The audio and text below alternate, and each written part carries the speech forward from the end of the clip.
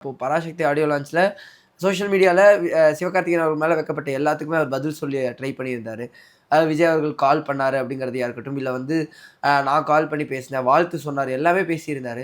So இந்த விஷயத்தை எப்படி பார்க்குறீங்க சார்? இந்த சோஷியல் மீடியா கான்ட்ரவர்சிஸ் அவாய்ட் பண்ணுறதுக்கான ஸ்டேட்மெண்ட்டா, இல்லை இது ஓப்பனப்போ உடச்சிடலாங்கிற ஐடியாவா சார்?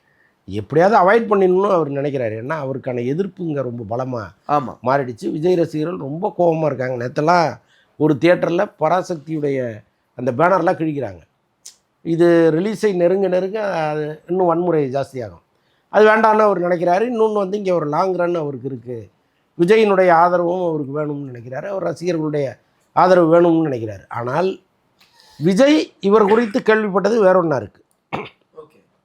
இவர் வந்து இந்த படத்தை எப்படியாவது இந்த டேட்டில் கொண்டு வந்துடணும்னு இவர் ஒர்க் பண்ணது, இவர் பேசுனது எல்லாமே அவர் வந்து கேட்டிருக்கார்.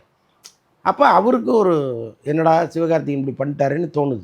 ஸோ அதன் காரணமாக தான் இவர் நேரடியாக விஜய்கிட்ட பேசாமல் ஜெகதீஷ் மூலமாக பேசுகிறார்.